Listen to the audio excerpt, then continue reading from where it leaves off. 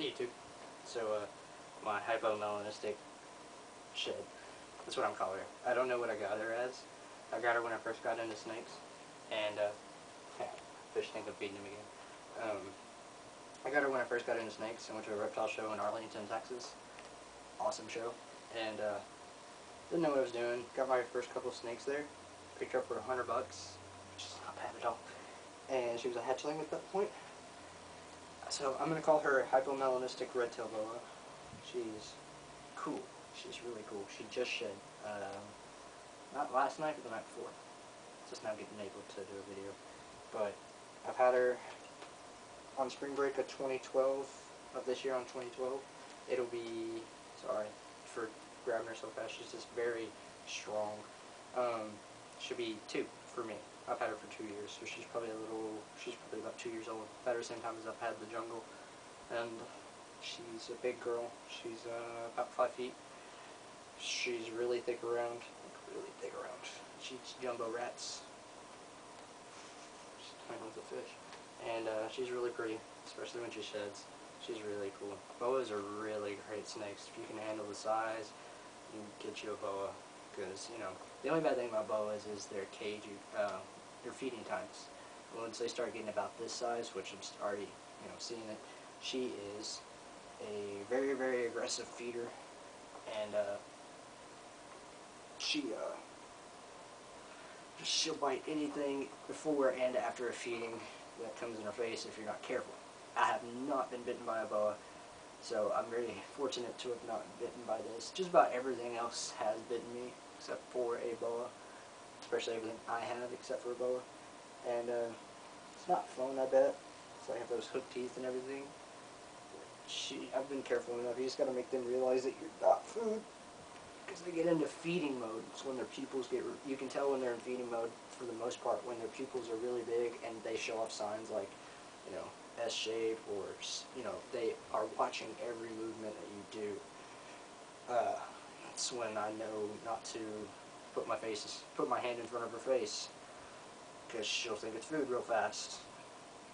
And that would not be a fun day for me. She's pretty cool. She's really docile, though, besides the feeding thing. Now, the main thing with her is every time I open the cage, she thinks I'm feeding her, and I feed her on regular schedules, so I know she's not starving or anything. So she's just getting to be big, that's all it is. She's really cool, though. You can see her reddish pink or maroon, whatever you want to call that. It's really pretty. Her underbelly's really white right now because she did just shed. Sorry. She's hard to handle right now. You can see her belly is really cool looking. Hello.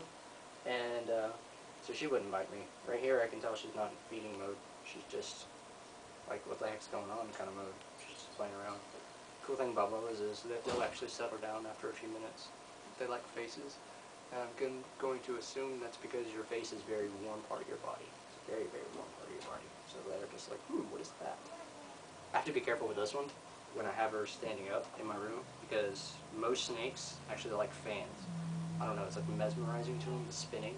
So they'll go straight up into it. And because they're one big thing of muscle, they can actually go straight up into it. Especially this one, as you can see, she's going straight for the fish tank. I guess something she likes over there. But yeah, so I have to be careful, especially when my friends are holding her, because they're just like, oh, let me hold the big one, yeah, the big one. And I'm like, okay. And then I have to make sure she doesn't go into thin, because she'll do it without them knowing, because this half of her body will still be in plain sight, but that half won't. As you can see, you can't even see that half of her body. I got 3 foot over here, and 3 foot over there. She's pretty cool, though. Really cool snake. You can see her head size there. I know.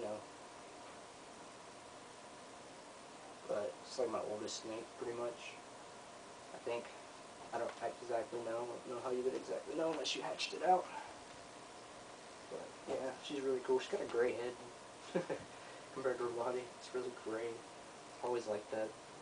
But she's got some really cool colors. Hypomelanistic is the lack of black. That doesn't mean they have no black. It's just the lack of black. So, yeah, you can see. She's really cool looking. She's like a caramel color, and then this is like a dark reddish, brownish, maroonish. I don't know what to color. I'm not an artist. I don't know colors. I'm not good with them.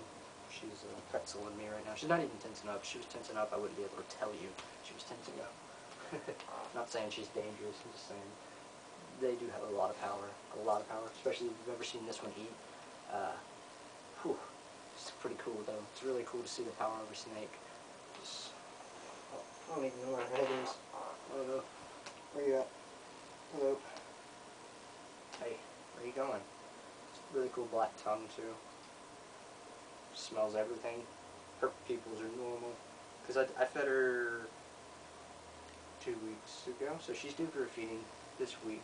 She's not even been 2 weeks, but she was in shed, which was fine. It was the beginning of the shed, so you couldn't even, most people wouldn't even know she was in the shed. It's not enough to affect the shed. So yeah, she shed in one piece. Good girl. Oh, she still has that Everescence. I can't remember the name. Arabesque. I don't know. It's that shiny thing where if you look at it in the right light, probably won't do it on this crappy camera, but if you do it in the right light, she actually rainbows, like all the rainbow colors, which is pretty cool. But yeah, she's not hurting me. I can do freely. She knows better than that. I don't know if she knows better, but she's never tensed up on me, except when you have a snake out too long. That's one of my things, is holding snakes. You never hold them too long, because you can tell when a snake starts to get stressed out, when they're moving like crazy and they don't like to be restrained. Nothing likes to be restrained. So when you've held it too long and you're sitting there pulling it back into the same place, pull it back in the same place, it gets agitated. And that's when you can get the nicest snake to become an aggressive snake, because nothing likes to be told what to do for that long, especially an animal like this. You have to, they have the power to do whatever they want if they want to. So you have to respect the animal, never hold a snake for too long. If you see signs of stressing out, which is constant moving, some snakes are constant movers, hissing, constant hissing. Hissings can be a few different things, but most of the time if they're continuously hissing, then you want to put them back. Sometimes it's just, everybody has a day where they just don't want to be touched. Snakes are the same way. Sometimes it's just best to leave them out, because, you can't make something do anything it doesn't want to every time.